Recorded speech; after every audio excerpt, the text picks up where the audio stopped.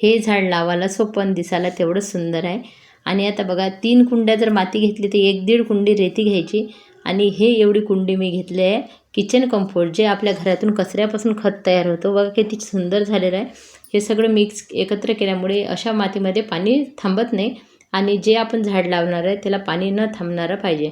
मातीमध्ये कीड होऊ नये म्हणून तुम्ही याच्यात नीमफालीचा वापर करू शकता. मी असा ताजाच कडुलिंबाचा पाला वापरला आणि 1 ते 2 चमचे हळद याच्यामध्ये टाकून घेणार आहे. म्हणजे आपलं कोणतंही मिश्रण असं तयार होणार आहे. आणि आता हे सर्व मिक्स करून घेणार आहे. हे सर्व मिक्स केल्यावर मध्ये आता कुंड्या भरून मी कोणतं झाड लावते ते पण तुम्हाला पुढं बघायला मिळेल. त्याच्यामुळे व्हिडिओ नक्की पूर्ण बघा. खूप छान प्लांट वाढ घेते अशा पद्धतीने लावले तर, आणि झाडंसुद्धा खराब होत नाही. आता बघा हे मिश्रण मी सगळं एकत्र करून घेते, कारण मिश्रण एकत्र केलं तर सगळीकडे आपण टाकलेल्या वस्तू मिळतील, म्हणजे खत असो किंवा हळद असो. अशा पद्धतीने सगळं मिक्स करून घेतलेलं आहे. आणि आता मी कुंडी भरून घेते. ह्या कुंड्या बऱ्याच दिवसापासून मी अशा ठेवल्या होत्या घरामध्ये आहे ना. जेव्हा काही सणवार असलं कोणी आलं तर मी काय करायची बघा, आता खाली सुकलेलं पाणी टाकले.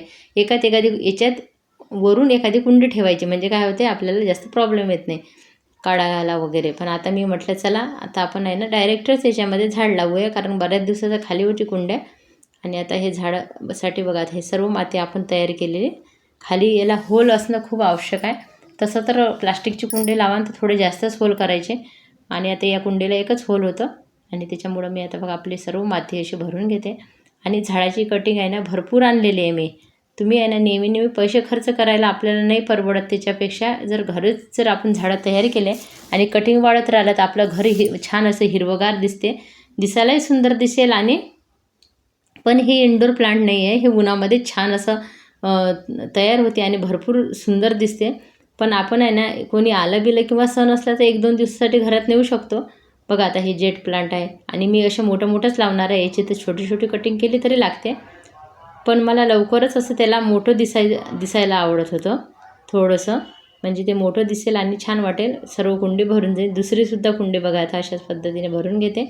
आणि मग तुम्हाला शेवट दाखवते. दोन्ही कुंड्या आपल्या छान तयार झाल्या, कारण ह्या घरात 2 साईडनं 2 ठेवत असते. त्याच्यामुळे ह्या तयार केल्या होत्या मी. आता पूर्ण रेती वगैरे टाकल्यामुळे माती खूप सुंदर तयार होते आपली. कोणत्याही कुंडीला व्यवस्थित माती दिली, जिला जशा पद्धतीने पाहिजे ना तशी जर माती दिली तेव्हाच झाडांची ग्रोथ चांगली होते आणि झाडं खराब होत नाही.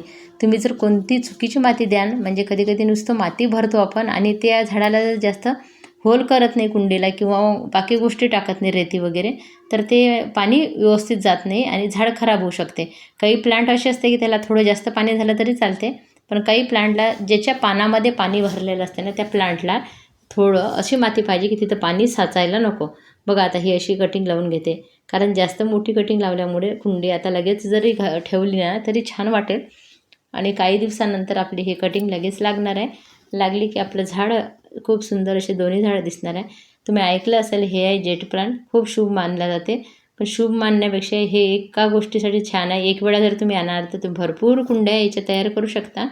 आणि भरपूर चांगलं असं प्लांट आहे, दिसायलाही सुंदर आहे आणि शुभ तर मानतातच याला लोक. माझ्यासाठी सर्व प्लांट शुभ असतात, जसं नेहमी सांगते तुम्हाला. बघा अशा पद्धतीने पूर्ण झाडं आपण लावून घेऊया.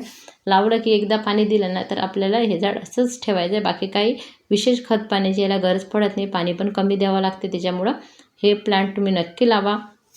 माहिती कशी वाटली ते मात्र कमेंटमध्ये नक्की सांगा. बघा किती छान दिसत आहे. तर दोन्ही कुंड्या तुम्हाला दाखवते. बघा या पद्धतीने एकदा पाणी देऊन देते.